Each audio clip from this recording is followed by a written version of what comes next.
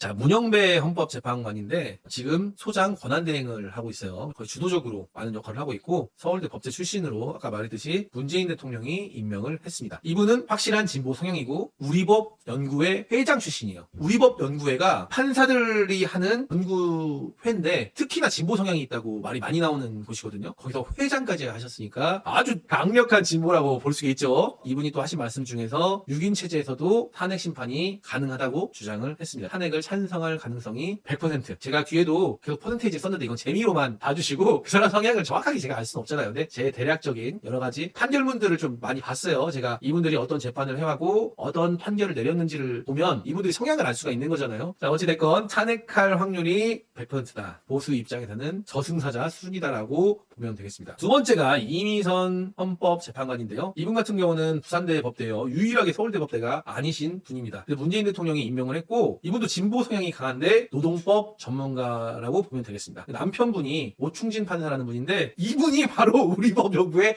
회원이에요. 그러니까 이게 뭐 거의 그 진보 성향이면서도 조금 진보 쪽에 많이 가까운 확률이 높겠죠. 탄핵 찬성 가능성이 높다. 제가 퍼센테이지를 안 썼는데 90% 정도 되지 않을까 생각을 하고 있습니다. 세 번째, 김형두 헌법재판관인데 이분은 전북 정읍 출신입니다. 전북 출신이 한 명밖에 없더라고요. 되게 신기하게 경남이나 경북도 많이 있을 것 같은데 별로 없고 강원도가 많더라고요. 강원도가. 윤석열이 임명을 했는데 김명수 대법관이 추천을 했습니다. 중도 보수 성향이라고 볼 수 있는데 이분도 약간은 보수 쪽에 가깝다고 느껴지는 게 이적단체 처벌을 하는 게 합헌이다라고 얘기를 했어요. 아니 당연한 부분인데 극진보이신 분들이 이적단체에 대한 좀 관용한 부분들이 좀 있으니까 근데 이런 게 합헌이다라고 했고 이태원 참사 시에 이상민 행안부 장관을 탄핵을 하려고 했죠. 근데 그걸 기각을 했던 판사기도 합니다. 그리고 세월호 유가족 헌법소원을 각하 입장을 한 걸로 봐서 탄핵 찬성할 확률이 50% 미만일 수 있을 거라고 생각이 됩니다. 그래서 반대할 확률도 있다. 다음은 정정미 판사님이십니다. 서울대 법대 나오셨고 아까 이 김영두 판사님과 같이 김명수 대법원장이 추천했고 윤석열 대통령이 임명을 했습니다. 이분은 중도 진보 성향이라고 봐요. 이분은 각하 입장을 해가지고 세월호 유가족 헌법소원을 반대했었는데 이분은 찬성을 했기 때문에 탄핵에 대해서 찬성할 확률이 한 80%는 되지 않을까 이런 생각이 들고 정형식 이분이 문제죠. 이분이 윤석열 대통령이 직접 임명을 했고 이분도 뭐 서울대 법대 보수 성향이 강하신 분이고 보수단체에 기부한 이력이 있어서 좀 논란이 됐어요. 판사 같은 경우는 특히나 정치적 중립성을 요구를 하는데 그리고 이재용 삼성전자 회장을 백유회를 했던 분이라 아무래도 보수 쪽이 성향이 강하지 않나. 그래서 진보 쪽에서는 꺼리는 사람이고 탄핵 찬성할 확률이 25%밖에 안 된다. 반대 확률이 굉장히 높다. 이 6인일 때도 이분이 그냥 반대하면은 윤석열이 대통령이 이제 복귀를 하는 거예요. 그러니까 민주당이 어떻게든 2명을 더 넣어서 8명이면 여기서 2명이 반대해도 나머지는 찬성하면 이제 파면이 되는 거니까. 근데 4월 18일이 넘어가게 되면 안 그래도 진보 성향 두 분이 퇴임을 하시니까 이 6명이 됐을 때는 이분 한 명이 반대를 하면 윤석열 대통령이 복귀를 한다. 이분에 대한 민주당 측에서는 걱정을 많이 하고 있습니다.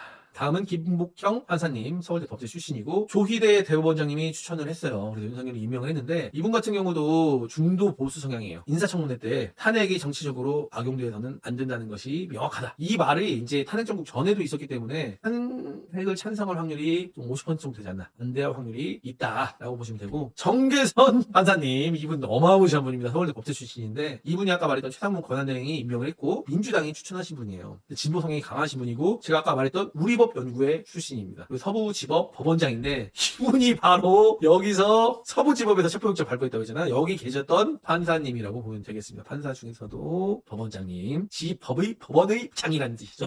그렇다면 왜 민주당이 서부지법을 선택했는지 알 수 있는 상황이라고 볼 수 있는데 이분이 서울대 의대를 들어갔어요. 근데 서울대 의대를 합격하는 것도 0.0001%겠죠. 근데 서울대 법대에 또 해가지고 두 군데를 동시에 합격했습니다. 여기까지도 어마무시하다고 보실 수 있는데 사법연수원을 수석을 하셨어요. 그러니까 이제 이 공부로는 이 법 쪽으로는 뭐 거의 타이 추종을 불허하시는 분인데 이런 사람이 있을까 할 정도인데 어찌됐건 탄핵 찬성을 100%할 거라고 생각이 됩니다. 다음은 조한창 법관님이신데 이분도 서울대 법대를 나오셨는데 이분도 최상목 권한대행이 임명을 했어요. 그래서 국민의힘이 추천을 했는데 이분 같은 경우는 약간 중도 보수 성향에 가까운 분인데 서울 고등법원의 부장판사를 하고 나서 퇴임을 하신 다음에 어느 변호사인 상황에서 헌법재판관으로 임명이 되신 거예요. 그러니까 어떻게 보면은 좀 경력이 특이하다고 볼 수 있겠죠. 근데 이분이 이제 인사청문회를 할 거 아니에요. 근데 민주당이 엄청 공격을 했는데 민주당의 입장을 많이 용인했습니다. 이제 지금 윤석열 대통령이 주장하고 있는 게 부정선거, 선거 관리를 잘 못했다, 뭐 이런 걸 주장을 하고 있는데 부정선거는 없었다고 생각한다, 이렇게 일축을 해버렸어요. 그러니까 윤석열 대통령이 변론을 부정선거에 대해서 얘기했을 때 안 먹혀들 확률이 높다는 거죠. 탄핵 찬성 확률이 80%.